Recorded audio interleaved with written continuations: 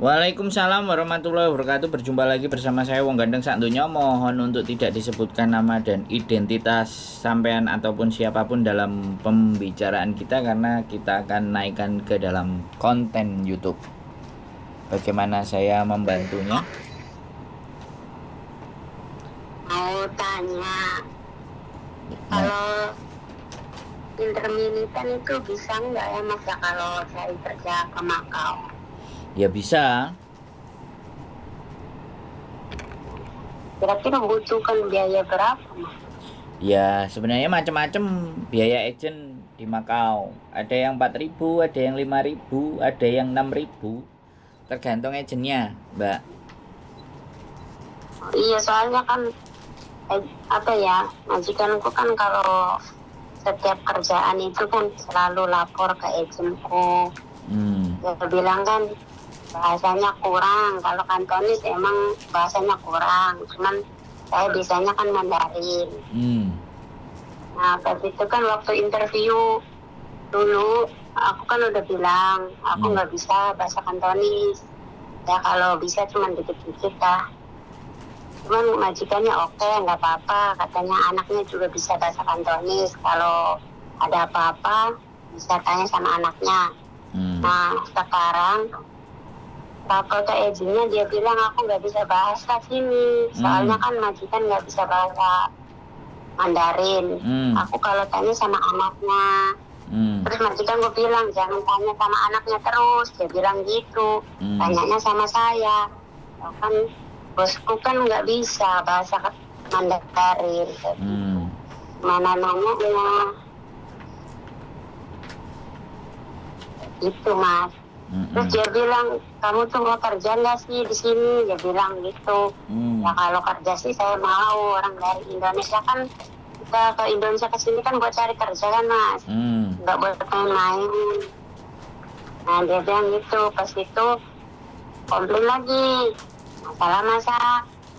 Nah pas masak kan aku nggak dibolehin masak, terus ngajarin kalau majikannya satu kali ngomong dia harus bisa. Ya aku kan kalau harus bisa itu mikir dulu gitu, apa ini namanya kayak gitu, nggak langsung ambil gitu. Nah waktu itu kan dia ngomong sama izinnya aku nggak bisa masak, kerjaan gue kan cuma bersih-bersih Mas. Anaknya udah gede satu, cuman udah pada kerja sih. Majikan cewek cowok aku kerja, aku di rumah sendiri, bagiannya bersih-bersih. Kalau masak nungguin dia pulang. Nah nungguin dia pulang pas itu kan disuruhnya cuma nyuci sayur, nyuci ikan. Tuh pas itu dia yang masak, aku bantuin masak, dia nggak boleh. Kayak gitu. Terus aku bilang Apa Mbak? iya bantuin masaknya nggak boleh. Terus ngomong sama agennya aku nggak bisa masak kayak gitu. Terus kalau ada masalah di rumah ya lapornya ke agent. Aku kan bisa bahasanya sama anaknya, bisa komunikasi sama anaknya, cuman majikanku nggak suka, jangan sedikit-sedikit ngobrolnya sama anaknya. Terus aku ngobrol sama siapa, sedangkan majikan cowokku juga dia nggak bisa bahasa, yang bisa bahasa Mandarin cuman anaknya. Aku kalau nggak bisa, kalau majikanku ngomong ini kan aku ngomong sama anaknya, ini mama kamu ngomong apa kayak gitu, oh mamaku ngomong kayak gini tuh Mas. Sering majikanku itu bilang kalau kamu nggak suka kerja di sini ya udah ngomong sama aku, nanti aku ngomong sama agenmu, dia bilang gitu. Aku nggak ngomong sih, soalnya aku juga masih mau kerja kan Mas di sini. Sering ngomong kayak gitu. Pas itu agennya ngomong kalau kamu nggak suka kerja di situ, katanya udah keluar. Aku bilang aku masih mau kerja di sini. Kalau aku sih nggak mau keluar sendiri. Kalau majikan yang ngecat aku ya aku keluar loh. Tuh pas itu ya kayak gitu terus Mas, sering sering komplainnya yang kayak gitu, nggak bisa masak, nggak bisa kerja. Padahal ya emang sih kerjaan cuma bersih-bersih doang kan bisa. Terus masak juga bisa kalau dia mau ngajarin, cuman dia nggak mau ngajarin. Kan masakan orang juga beda-beda kan Mas. Waktu di Taiwan beda, soalnya beda rumah itu beda lagi masakan itu, nggak sama.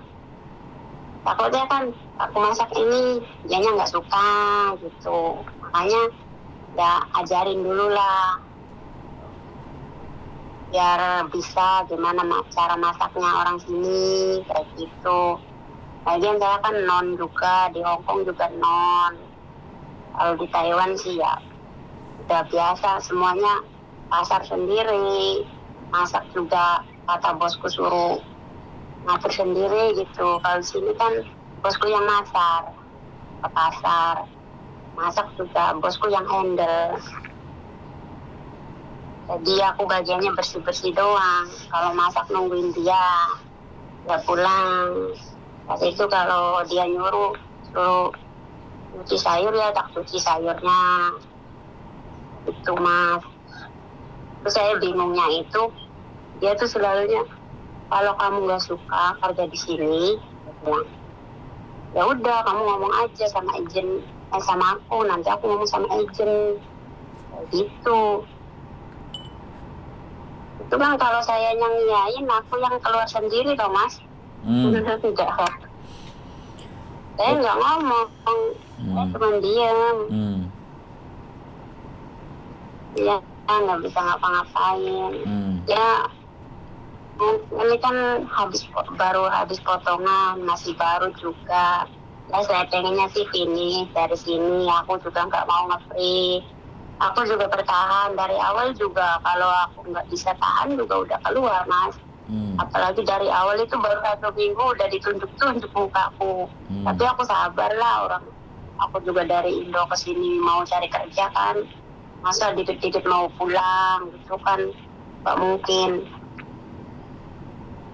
Nah udah berjalan ini udah 6 bulan baru habis potongan. Dianya ngomong lagi kayak gitu. Ya misalkan kalau dia ngeluarin ya nggak apa-apa, nanti saya bisa telepon Mas Ando lagi. Untuk gimana caranya mau pergi ke itu kan, soalnya di sini nggak bisa nunggu visa di Hong Kong kan Mas. Sampean ngasih giliran aku ngomong apa sampean mau ngomong terus Mbak? Iya maksudnya mau curhat dulu. Loh iya. Iya enggak.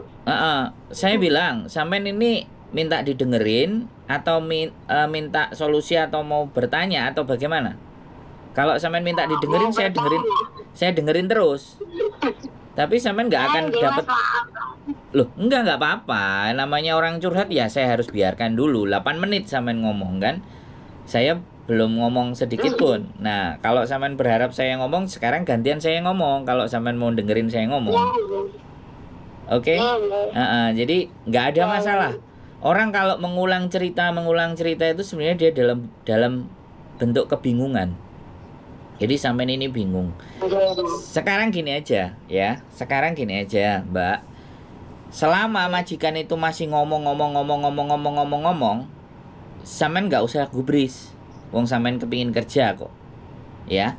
Sampean kuatkan itu, memang tekanan mental pasti akan kayak gitu. Ditunjuk-tunjuk muka, dikata-katain yang nggak beres, ngomongnya juga keras, itu biasa Hong Kong seperti itu. Dan sampean mulai berubah memikirkan bahwa ini bukan Taiwan.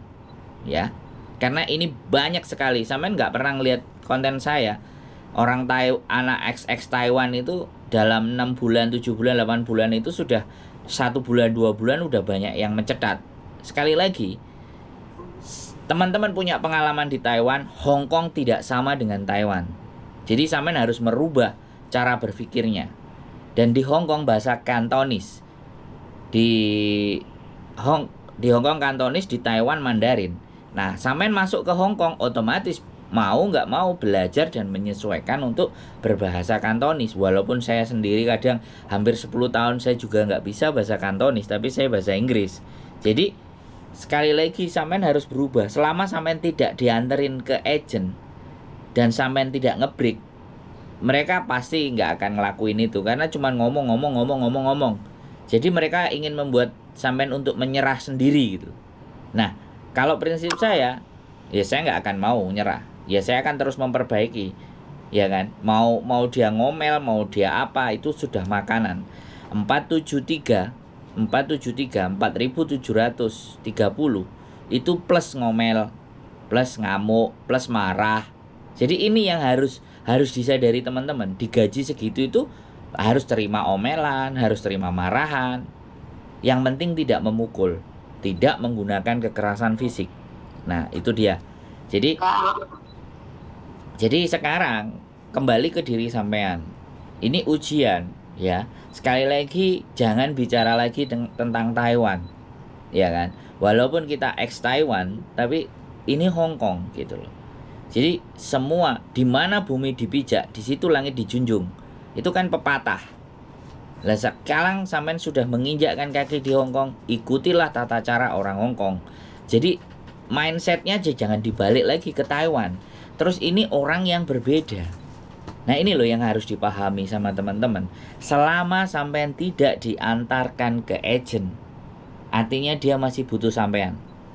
Tapi dia merongrong psikis sampean, mental sampean itu ditekan sampai akhirnya sampean jenuh, ya. Semuanya serba salah, semuanya kayak gini, semua kayak gitu. Wajar, orang baru kenal, orang baru tahu, dan orang membayar gitu loh Mbak. Jadi ya sudah, mau nggak mau kita harus belajar tata cara kehidupannya mereka karena kita tinggal bersama mereka. Ya nggak apa-apa, ya belajar. Makanya orang yang malas untuk belajar, orang yang tidak mau mencoba mengupgrade dirinya, yang terjadi seperti ini. Merasa tekanan, merasa berat. Kok nggak sama ya seperti yang dulu. Pasti akan dibandingkan dengan di masa lalu. Sedangkan masa lalu itu udah lewat. Yang kita pikirkan adalah masa depan. Nah kalau sampean sudah mengibarkan bendera putih, artinya sampean juga sudah menyerah dengan majikan ini, ya sudah, sampean one man notice. Jadi tulis surat bulan ini, bulan depan sampean keluar. Kan kayak gitu ceritanya. Rata-rata orang-orang selalu menyelesaikan potongannya di 6 bulan. Padahal setelah selesai potongan itu tinggal sampean menikmati hasilnya. Tapi mentalnya ini yang nggak kena. Jadi kena mental. Banyak sekali teman-teman yang mentalnya kena gitu. Jadi sesuatu kalau bahasa ilmiahnya itu shock culture namanya. Jadi kebudayaan yang tidak sama. Dan kita selalu mengingat kebudayaan masa lalu, kita mengingat experience kita di masa lalu. Beda. Ini tempat yang berbeda. Jadi seperti itu Mbak. Kalau sampean misalnya di interminate, ya sudah, apa boleh buat. Tapi selama dia tidak mengeluarkan sampean, teruslah bekerja. Teruslah bangun mental. 95% teman-teman yang di Hong Kong merasakan hal yang sama seperti yang sampean rasakan. Tidak ada yang tidak. Kalau toh pun ada yang ketemu langsung baik, ya. Ketemu langsung baik itu cuma 5%, Mbak. Dari 100 itu cuma 5, yang 95-nya itu sama. Karena karakter orang Hong Kong menaklukkan majikan itu ada yang 3 tahun, ada yang 2 tahun, ada yang 4 tahun. Nah itu tergantung sampean. Jadi seperti itu kalau saran saya ya. Sekali lagi, kalau sampean menyerah dan mengibarkan bendera putih, ya sudah, tinggal one man notice, selesai. Tapi kalau sampean menganggap bahwa ya sudah, oh ya sudah, sampean tonton. Selama sampean tidak disiram mukanya dengan air panas, selama sampean tidak dipukul, selama sampean masih dikasih makan, selama sampean bisa makan, itu hanya penyiksaan secara mental. Jadi tinggal bagaimana sampean kuat-kuatan. Tujuan awal bagaimana, sampean di PT berapa lama, lihat perjuangan sampean itu gitu, biar sampean kuat balik. Nah, dan kalau ada sempat hari libur, ya ketemu dengan orang-orang yang punya aura positif. Jangan yang sama-sama ngerumpi, oh iya majikanku juga kayak gini, ya jadinya tambah remuk. Tapi diisi dengan hal yang positif. Gimana? Ya makanya itu ada yang nambah parah itu temenku juga kalau ngomong kayak gitu. Majikannya nambah parah katanya. Nah, lebih cerewet gitu. Nah, jadi kita itu melihat sekitar, Mbak. Kalau kita mau maju ke depan itu ngelihatnya di sekitar, keliling kita. Jangan melihat ke atas. Ndangak, kesandung. Gitu loh. Jadi ngelihatnya bahwa selama sampean nggak dipukul, cuman dimaki-maki, biasa orang Hongkong maki-maki karena sampean juga nggak pernah dimaki-maki. Jatuhnya pasti ketika dimaki-maki gak terima. Pasti itu. Kan seperti itu rasanya. Saya ngerti, teman-teman semuanya hampir merasakan itu semuanya. Itulah Hongkong karakter. Kita berbicara. Orang Hongkong itu beraninya cuman memang di mulut. Sudah fix itu. Kalau dia main fisik, bahaya. Mereka tahu konsekuensinya kalau main fisik. Makanya mainnya mulut. Kalau mulut yang disakiti hati. Kalau fisik kan yang disakiti badan toh, Mbak. Bener nggak? Ya tinggal tekadnya sampean. Oke, saya mau finish. Terserah lu mau ngomong apa. Saya kerja. Ya udah, kalau dikasih tahu, oke, muisi besok diperbaiki. Oh deh, lama-lama dia capek kok. Orang marah itu kan capek toh, Bu. Sampean marahi orang tiap hari kan lama-lama sampean juga capek kan. Yang stres kan juga sampean. Kalau seandainya sampean marah-marah terus, ambil aja kayak gitu, bawa senyum aja. Oke, udah, oke, ya sudah, saya perbaiki. Enggak, selama sampean tidak disuruh beres-beres, tidak diantar ke agent, sampean masih dibutuhkan di situ. Sampean masih bagus karena masih diomongin. Ada anak yang bosnya nggak suka, langsung suruh beres-beres, tak antar ke agent. Ada, itu jauh lebih sadis. Kalau masih ngomong, dia masih butuh. Soalnya kan majikanku udah 2 cece, yang 1 cece baru 6 bulan. Oke, saya potong ya. Jangan bandingkan orang lain. Sudah, itu perjuangan orang lain. Jangan disamakan orangnya. Kalau sampean berpatokan itu, maka sampean juga akan drop. Bisa dipahami nggak? Sampean, CC itu, majikan. Anak-anak selalu play victim namanya. Jadi kalau orang lain nggak bisa, dianggapnya kita juga nggak bisa. Jangan begitu prinsipnya. Kalau Mbak itu tidak bisa bertahan, saya harus bertahan. Bisa dipahami nggak? Jadi dibangkitkan semangatnya di dalam diri. Kuncinya cuma di situ. Hongkong dolar gurih. Tapi kalau mental kita drop, ya selesai. Nggak dapat Hongkong dolar. Kalau ke Makau jadi mob Makau. Jadi duit Makau bukan duit Hongkong gitu. Kalau rupiah sekarang di Indonesia semuanya serba mahal.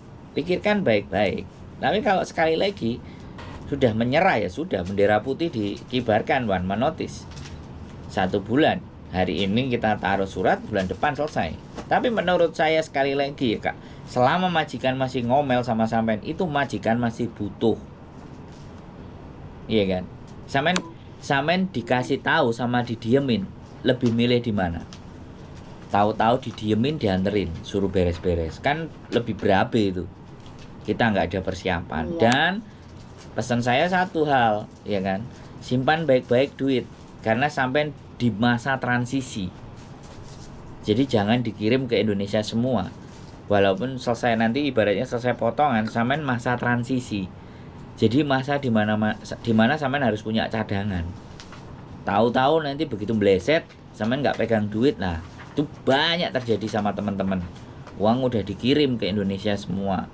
Giliran majikan di interminate, wis kalang kabut lah, bingung sembarang kalir, bla bla bla bla. Gak nyekel duit, akhirnya tergiur iming-iming di luar sana untuk overstay. Kalau di Taiwan kan kaburan. Kalau di Taiwan ada agen kaburan, di Hongkong tidak ada. Nah itu yang harus digarisbawahi. Jadi kalau overstay ya sudah overstay, sudah gelap. Paper. Ya tetap, ya sekali lagi orang-orang yang hidup di luar, yang dokumennya sudah tidak hidup lagi gitu. Nah, apakah nanti sampean akan masuk ke dalam hal yang seperti itu? Nah, sekali lagi ya Mbak. Jadi sekali lagi saya tidak membela majikan, saya tidak membela agent, tapi mental sampean harus dikuatkan. Kalau sampean dengerin konten saya satu,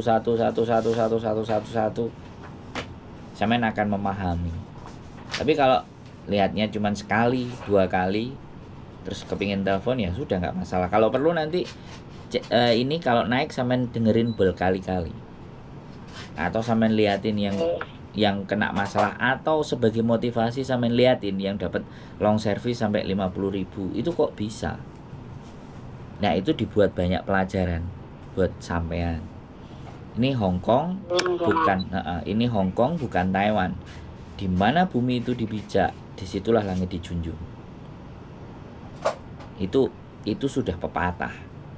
Jadi kita nggak bisa, kita harus belajar lama sampai bisa mengerti dan memahami. Alah begini, ya begitulah ceritanya.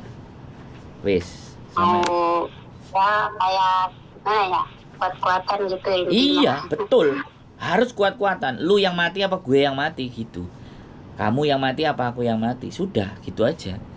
Tapi ya sekali lagi jangan lupa tetap makan. Bagaimana caranya kalau ada yang nggak dikasih makan sampai malam, terus dihukum tidurnya, mereka suruh tidur duluan, baru mbaknya boleh tidur, besok harus bangun pagi nyiapin sarapan, semua sama.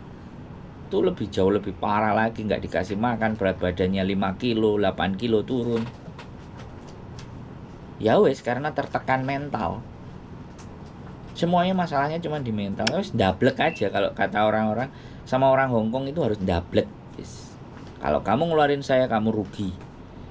Kalau saya yang keluar sendiri, saya yang rugi. Udah, supaya nggak rugi saya harus bertahan. Sekali lagi ya, saya tidak membela siapapun. Saya mendudukkan sesuatu itu sesuai di Hongkong. Kalau sampean masih tidur di rumah majikan, saya 8-7 bulan tidurnya di Victoria Park. Dan itu bagian dari perjuangan. Saya bukan langsung enak seperti saat ini. Di 10 tahun yang lalu ya, makan itu dari teman-teman.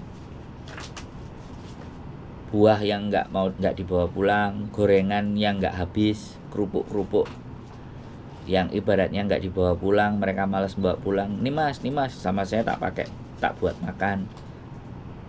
makan besok lagi, tak makan lusa lagi. Ya memang irit, saya tidak pernah tidur di hotel. Tidur saya di lapangan Victoria Park. Itu makanya perjuangan. Selama kita berjuang ya Gusti Allah pasti tahu lah.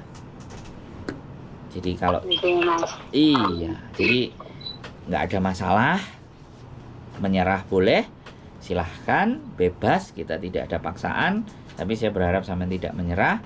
Kalau nanti butuh memang tiba-tiba di interminute ya silakan hubungi. Makau masih buka dan Makau banyak pekerjaan. Kalau sampean nggak mau pulang ke Indonesia, no problem.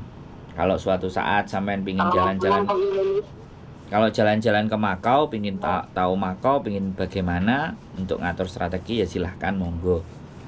Saya ada nomor yang bisa dihubungi, bisa ketemu. Seperti itu. Oke. Coba kuat-kuat. Iya, betul. Harus.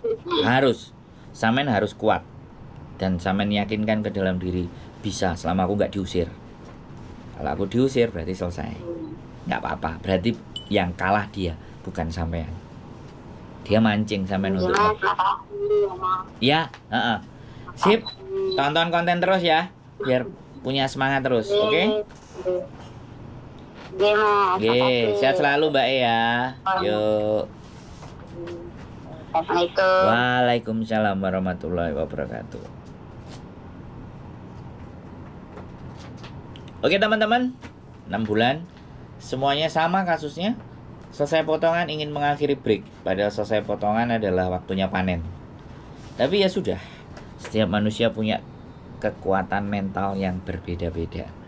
Yang jelas ini negeri beton, mental kita juga harus cari beton. Keep stay tune my YouTube channel and see you next video. Bye bye.